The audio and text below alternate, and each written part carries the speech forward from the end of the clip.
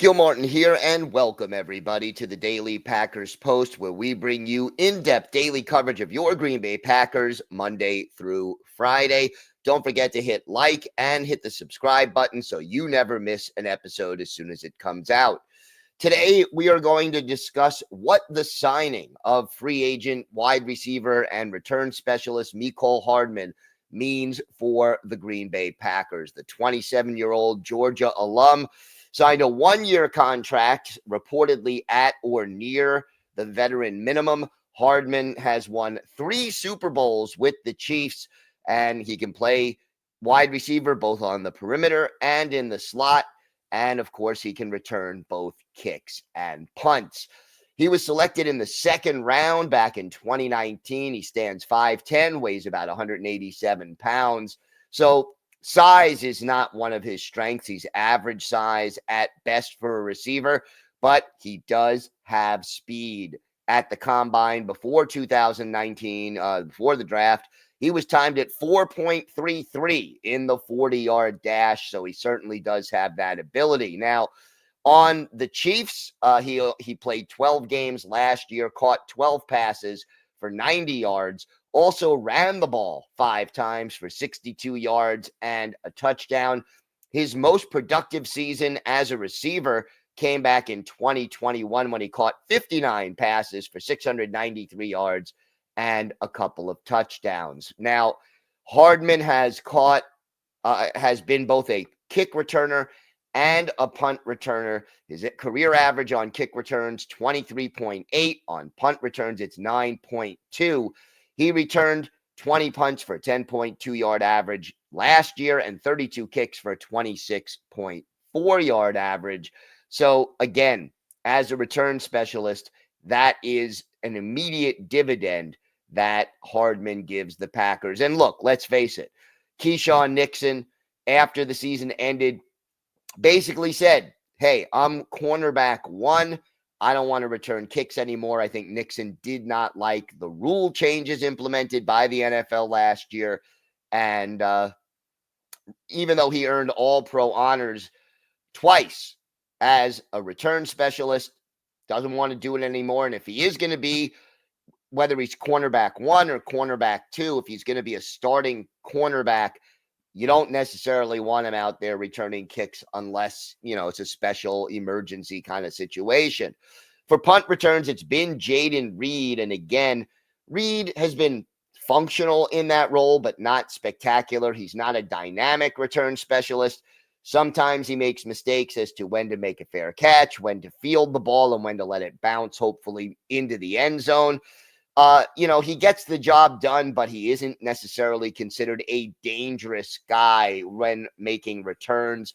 And the other thing is this, with Christian Watson likely out of the lineup, Reed will probably take on an even bigger role as a wide receiver in 2025, and having him risk injury by returning punts, not the best idea for the Green Bay Packers. So the other thing that you get, and I alluded to it earlier, is the speed. Now, Christian Watson, we know he's out for at least half the year. Hardman is not going to replace Watson. That is just not going to happen. Watson is 6'4". Hardman, as I mentioned, 6 inches or so shorter.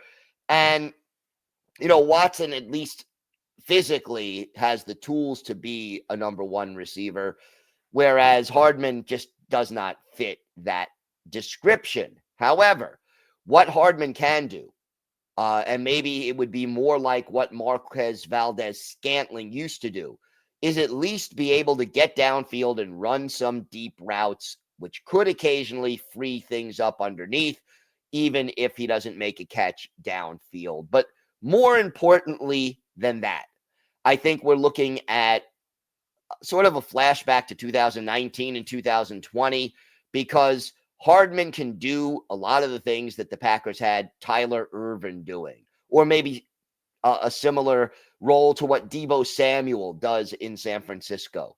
He can run end arounds, reverses, jet sweeps, catch little gadget plays, out of the backfield and Matt LaFleur loves to design plays for a guy like he did for Tyler Ervin. Jaden Reed was doing that to an extent last year. I think we're going to see maybe Mecole Hardman gets 5 or 6 touches a game on offense, but 2 or 3 of them are going to be designed plays specifically for him. And I don't think LaFleur has had a guy he really likes in that role the way he liked Tyler Ervin back in 2019 and 2020. So we'll see, if Hardman can fill that role, but I think it is definitely something he is capable of doing. So overall, this is a low-risk move by Brian Gutekunst. Like I said, it's a 1-year deal where he's going to fill a couple of specific roles, add a little speed and depth at wide receiver. He could play the slot. He could play on the perimeter if needed. He'll return kicks and punts, or at least battle with some other players to win those jobs. If you don't keep him on the roster, or if it doesn't work out, it's a minimal risk. But I think that, this is not an earth-shattering move. This doesn't move the needle where you say, hey, before the Packers signed Mecole Hardman, they were a good team, and now they're a Super Bowl contender.